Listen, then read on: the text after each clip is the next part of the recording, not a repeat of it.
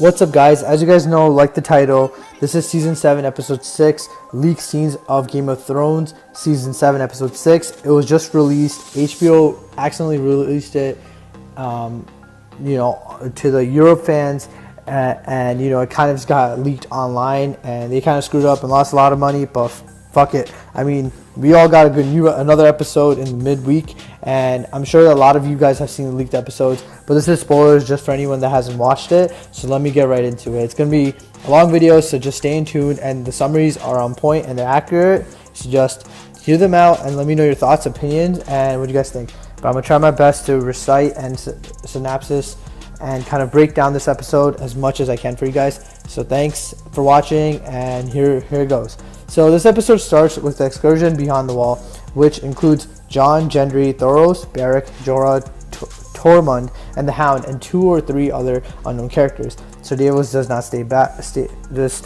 behind because he isn't much of a fighter, and he wouldn't only slow the others down, but he would kind of delay their mission. The mission continues to the north as they travel. A lot of conversations come up along the way. So as you guys know, let me just stop you guys right here. As you guys know, there's just a bunch of big people in a group going to the north. They have a mission. They want to capture one of the whites and bring them back, so Daenerys can finally believe them that they exist, and also it can improve the bond between Jon Snow, the king of the north, and Daenerys, the queen of the Targaryens, and House Targaryen.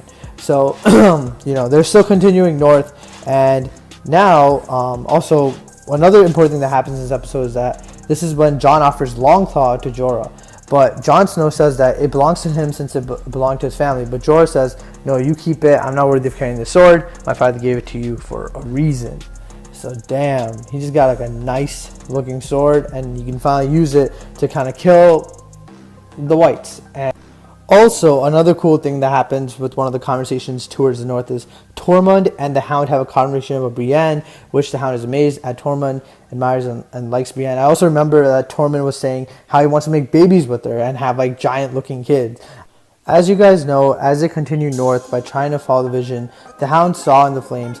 Finally, they see the mountain shaped like an arrowhead. And this is when a large blizzard starts, guys. And they hear a weird growl, which they can't seem to recognize. But when one of the unknown men tries to find out what it is, this happened.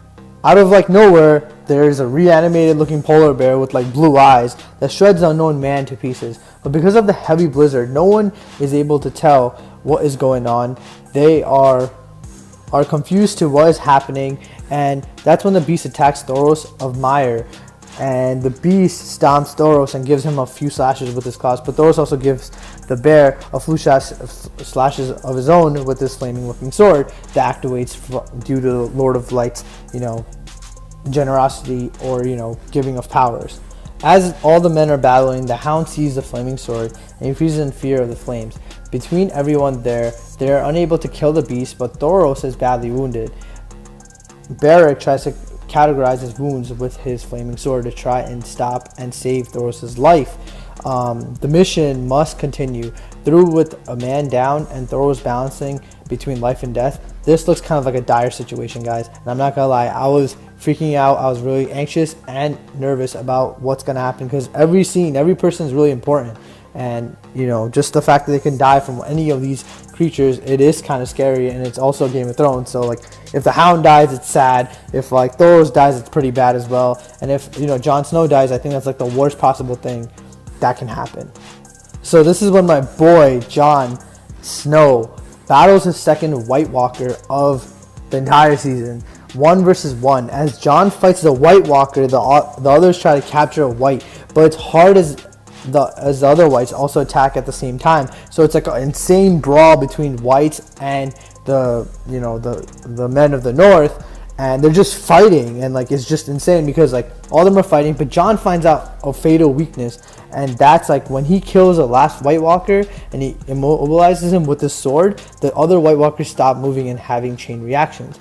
There we also see that at last they finally capture one and either put him in chains or gag him / her, try to immobilize him from making too much noise or having weird screams and stuff like that.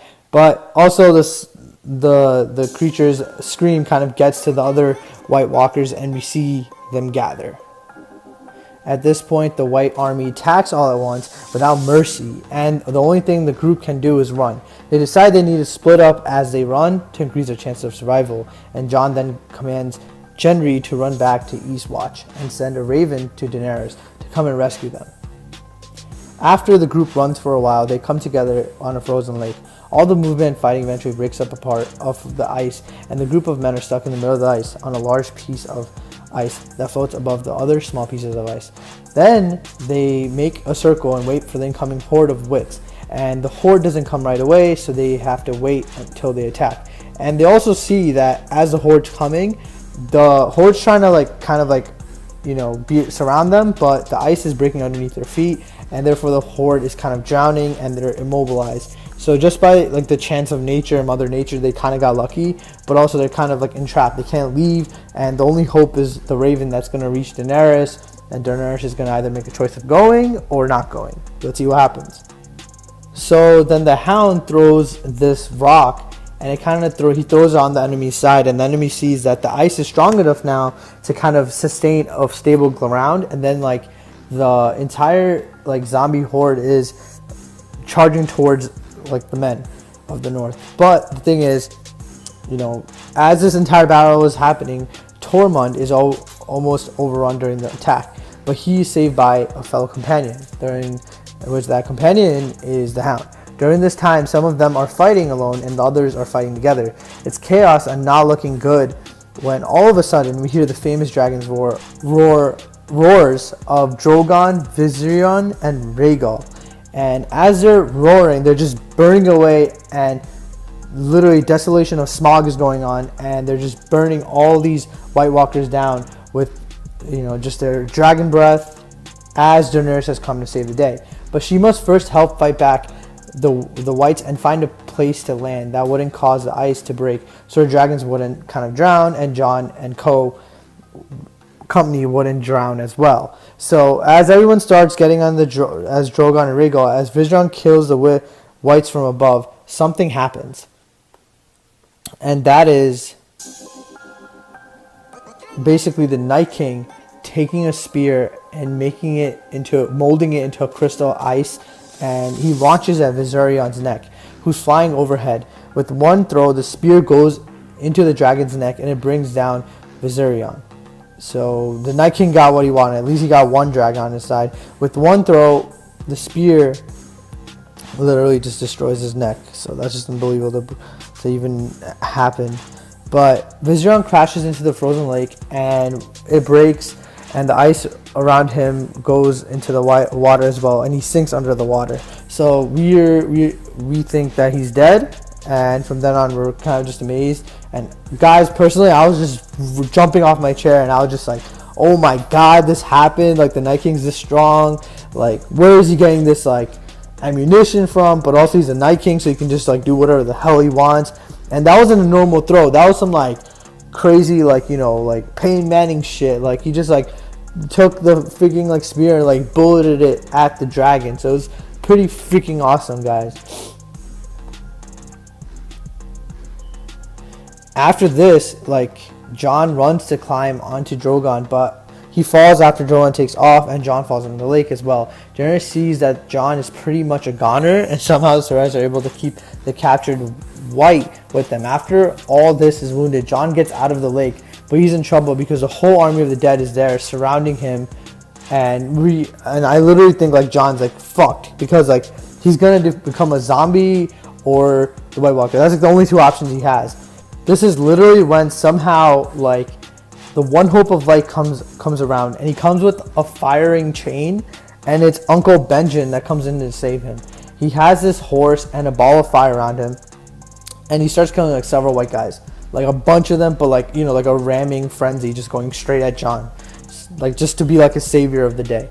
And he clears out a section of the Whites, and he gives Jon his horse so he can get out of there and make it back to the wall. But Benjen is presumably killed while Jon rides off. So I guess I'm assuming he's killed or becoming into a White Walker as well.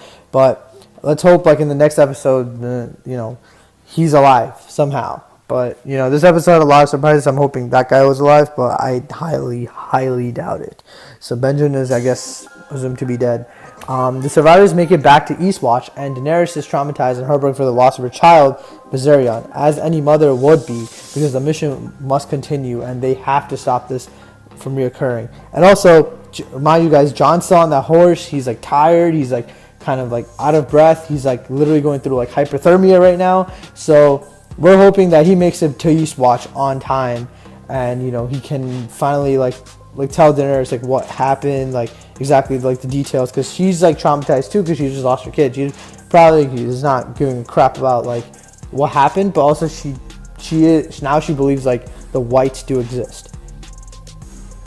Jon arrives finally at the Eastwatch, badly wounded. So I was right, I guess, because, like, he was wounded, but he has enough energy to be alive, I guess. So he's loaded onto a ship heading towards King's Landing, along with Daenerys and the others, and the Hound is trusted with taking the White to the Dragon Pit.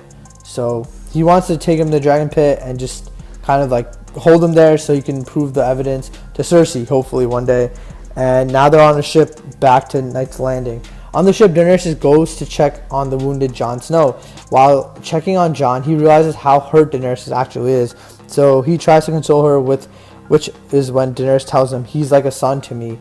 And it's like, they have taken my son from me. So, like, she's kind of expressing feelings to Jon. And I know, like, they don't know their brother and sister yet, but it is a little bit like, you know, they have feelings for each other.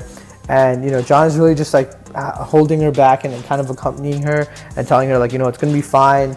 And I'm really sorry. And it shows, like, he's actually a caring king. And, like, you know, Daenerys' like, view of Jon has changed greatly in a very short amount of time because of his actions. And she saw his scars on his body, the wounds he's endured. And on top of that, he saw, like, him showing care for one of her dragons, her beloved dragons, or kids, or children that has just passed away. So it's pretty amazing to see that. Daenerys begins to tell Jon, I promise I'll defeat the Night King. And now she's determined to defeat the Night King one day. Jon tells Daenerys that if she does not indeed join him while fighting the Night King, he will bend the knee. Jon then calls her Dany, which surprises her because Daenerys says, no one has called me Dany since her brother. And Jon then says, what would you like me to call you then? My grace, my queen. Because he wants to bend the knee. He felt like he did what he had to show her, and he feels like he kind of owes her, like, bending the knee, because he's king of the North, but also he sees, like, she's a good queen as well, or a ruler as well. So now, let's see what else happens. Now, Daenerys says she didn't mean it like that. It's just been a while since someone has called her that, and it was very personal. Jon goes on to say he would bend the knee, but physically he can't because he's hurt. And this takes Daenerys by surprise, and she says, you would bend the knee, what about those who follow you? Like, what about, as a ruler, what about the people that still believe in you and don't believe in her? So after seeing all this, guys, like, it's just insane. And the scene, after all this happens, the scene cuts back to the north, where the Night King orders Viserion to be pulled from the lake, and they're chains from everywhere. Viserion is dead, but then he opens his eyes as blue as the Night King. So then the episode ends, but it's revealed that Viserion is reanimated from the dead, and he's also part of the White Walker army, and that is pretty freaking insane. Oh my god, I am so dazzled and I'm so perplexed from this encounter. And that is my synopsis on Game of Thrones Season 7 Episode 6. Thank you for watching. Hope you guys liked this video. Let me know if you guys like my summary, you know, the actions of what happens, the leaked episodes, because I know it's not revealed to us in America yet and other places around the world. So let me know if you guys like this. Subscribe to my channel if you guys like this video. If you guys want me to do more Game of Thrones videos, comment on the section below. Also, like my channel, subscribe, stalk me if you guys want to. This is a bad wave, and I'm out. Peace.